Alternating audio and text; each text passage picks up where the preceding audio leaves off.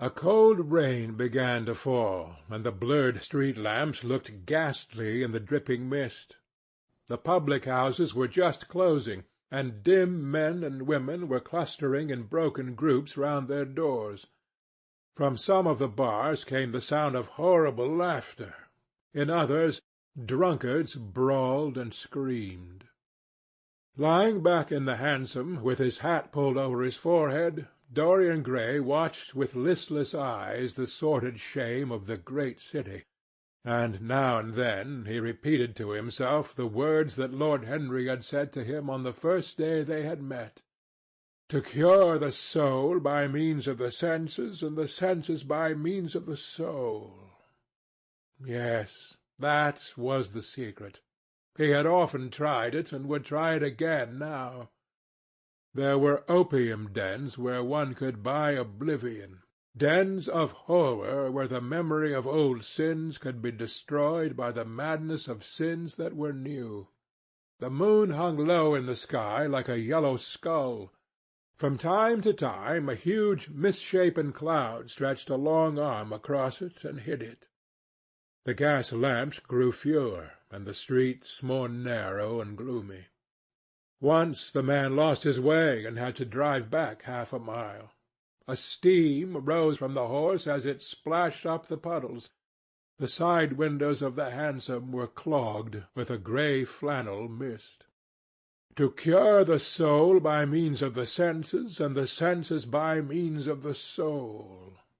How the words rang in his ears!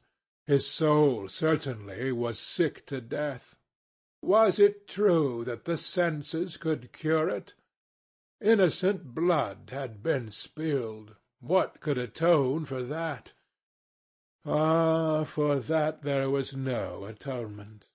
But though forgiveness was impossible, forgetfulness was possible still, and he was determined to forget, to stamp the thing out, to crush it as one would crush the adder that had stung one.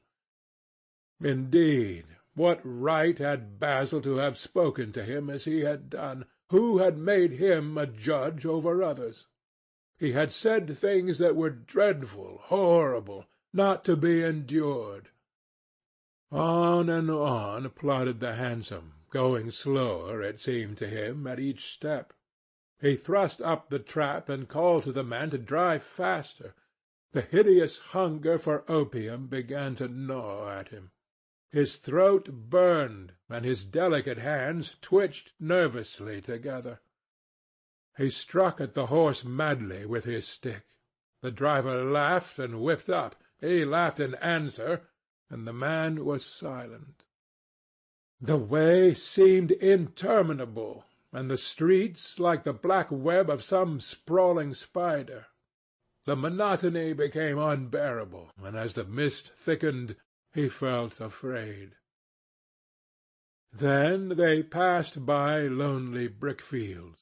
The fog was lighter here, and he could see the strange bottle-shaped kilns with their orange fan-like tongues of fire. A dog barked as they went by, and far away in the darkness some wandering seagull screamed. The horse stumbled in a rut, then swerved aside and broke into a gallop. After some time they left the clay road, and rattled again over rough paven streets. Most of the windows were dark, but now and then fantastic shadows were silhouetted against some lamp-lit blind. He watched them curiously. They moved like monstrous marionettes, and made gestures like live things. He hated them. A dull rage was in his heart. As they turned a corner, a woman yelled something at them from an open door, and two men ran after the hansom for about 100 yards. The driver beat at them with his whip. It is said that passion makes one think in a circle. Certainly, with hideous iteration, the bitten lips of Dorian Gray shaped and reshaped those subtle words that dealt with soul and sense, till he had found in them the whole expression, as it were, of his mood, and justified, by an intellectual approval, passions that without such justification would still have dominated his temper. From cell to cell of his brain crept the one thought, and the wild desire to live, most terrible of all man's appetites, quickened into force each trembling nerve and fibre. Ugliness that had once been hateful to him, because it made things real, became dear to him now for that very reason. Ugliness was the one reality. The coarse brawl, the loathsome den, the crude violence of disordered life, the very vileness of thief and outcast were more vivid in their intense actuality of impression than all the gracious shapes of art, the dreamy shadows of song. They were what he needed for forgetfulness. In 3 days he would be free. Suddenly the man drew up with a jerk at the top of a dark lane. Over the low roofs and jagged chimney-stacks of the houses rose the black masts of ships. Wreaths of white mist clung like ghostly sails to the yards. "Somewhere about here, sir, ain't it?" he asked huskily through the trap. Dorian started and peered round. "This will do," he answered, and having got out hastily and given the driver the extra fare he had promised him, he walked quickly in the direction of the quay. Here and there a lantern gleamed at the stern of some huge merchantman. The light shook and splintered in the puddles. A red glare came from an outward-bound steamer that was coaling. The slimy pavement looked like a wet mackintosh.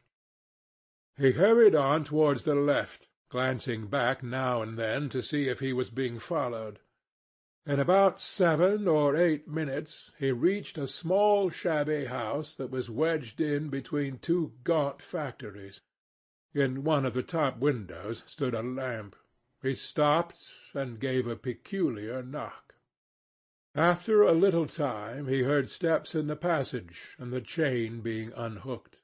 The door opened quietly, and he went in without saying a word to the squat, misshapen figure that flattened itself into the shadow as he passed. At the end of the hall hung a tattered green curtain that swayed and shook in the gusty wind which had followed him in from the street. He dragged it aside and entered a long, low room which looked as if it had once been a third-rate dancing saloon. Shrill, flaring gas-jets, dulled and distorted in the fly-blown mirrors that faced them, were ranged round the walls. Greasy reflectors of ribbed tin backed them, making quivering disks of light. The floor was covered with ochre-coloured sawdust, trampled here and there into mud, and stained with dark rings of spilled liquor. Some Malays were crouching by a little charcoal stove, playing with bone counters and showing their white teeth as they chattered. In one corner, with his head buried in his arms, a sailor sprawled over a table, and by the tawdrily painted bar that ran across one complete side stood 2 haggard women, mocking with an old man who was brushing the sleeves of his coat with an expression of disgust.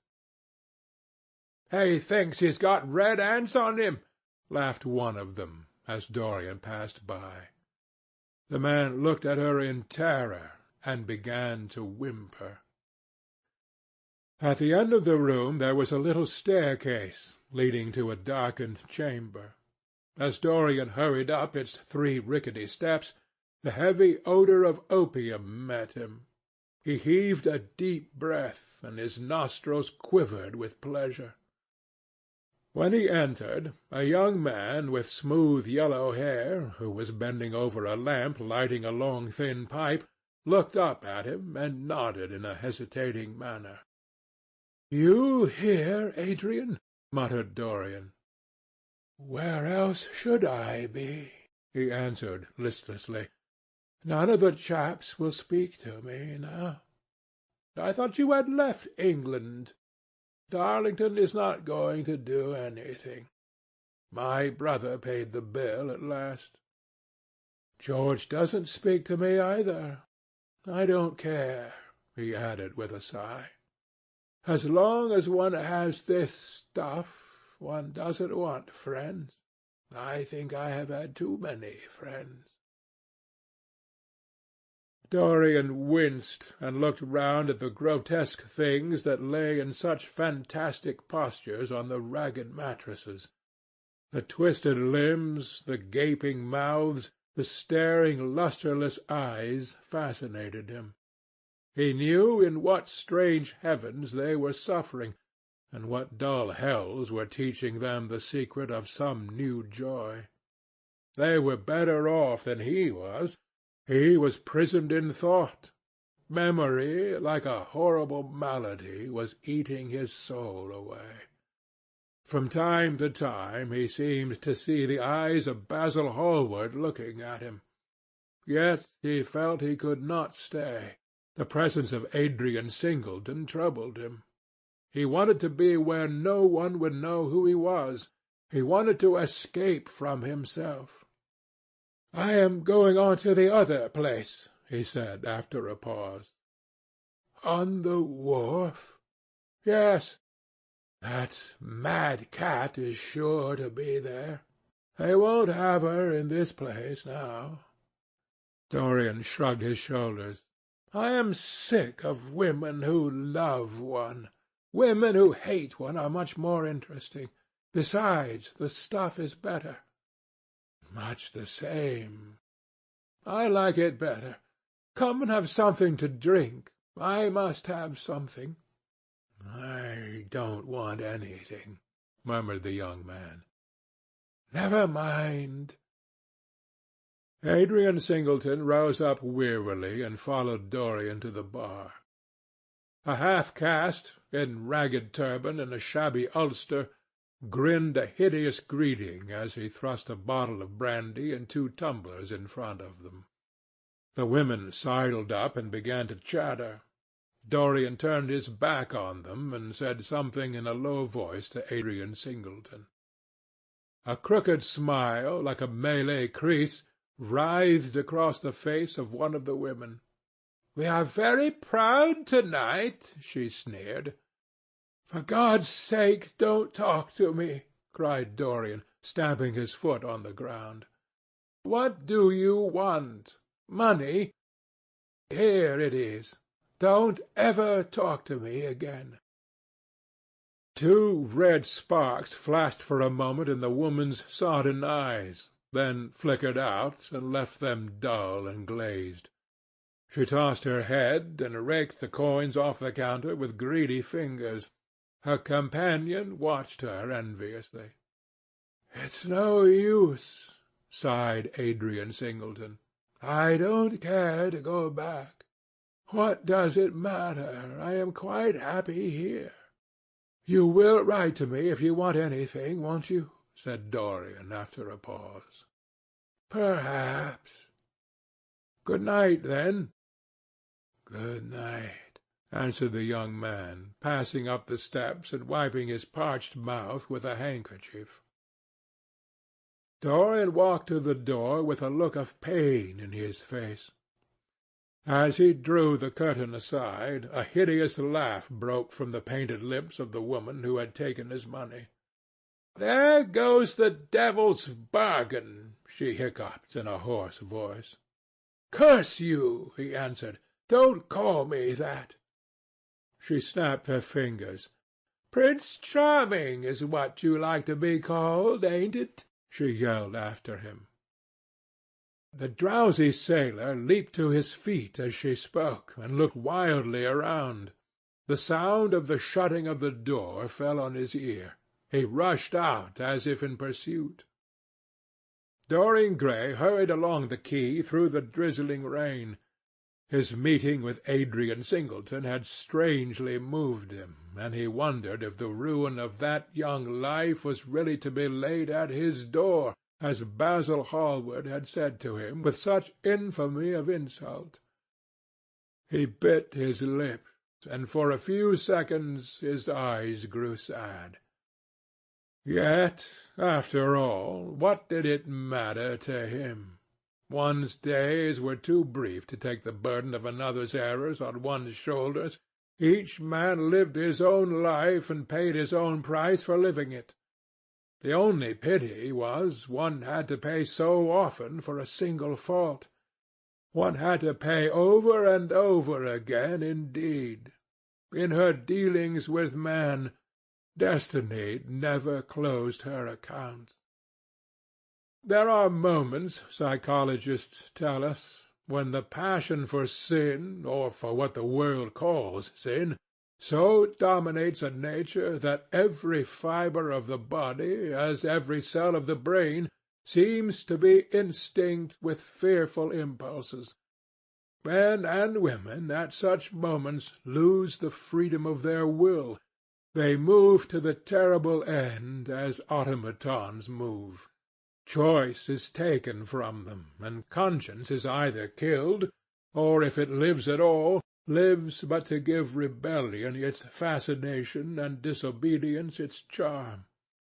For all sins, as theologians weary not of reminding us, are sins of disobedience. When that high spirit, that morning star of evil, fell from heaven, it was as a rebel that he fell. Callous, concentrated on evil, with stained mind and soul hungry for rebellion, Dorian Gray hastened on, quickening his step as he went.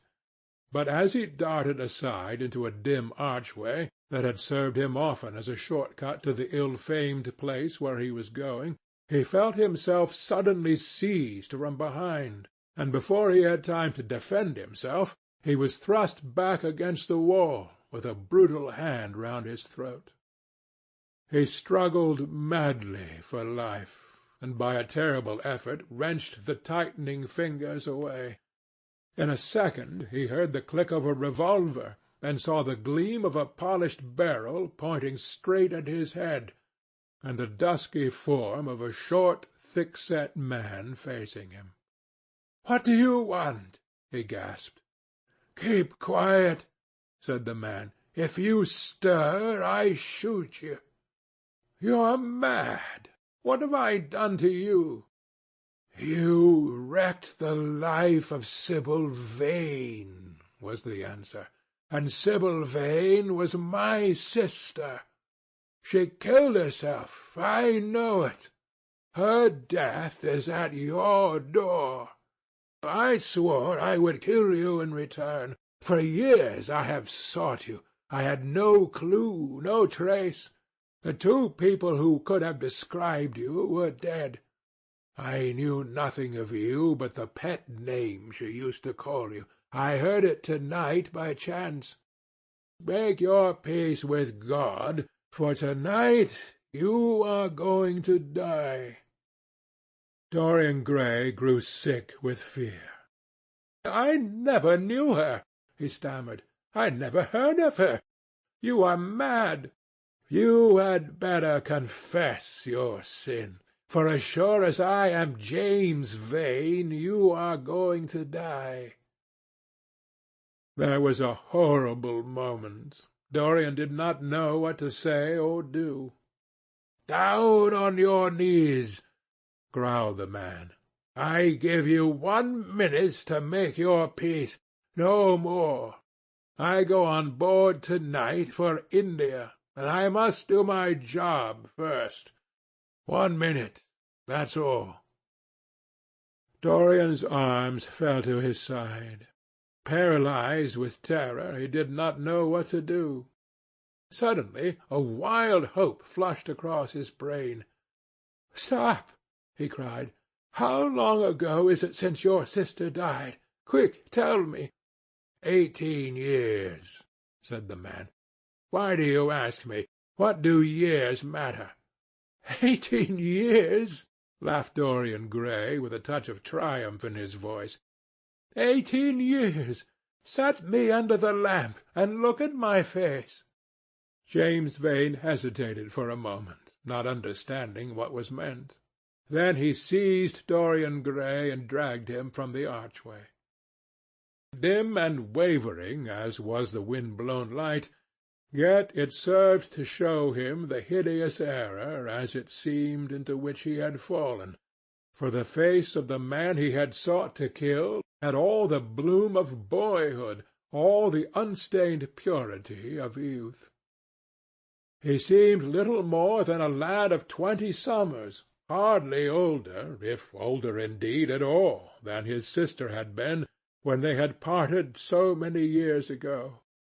It was obvious that this was not the man who had destroyed her life.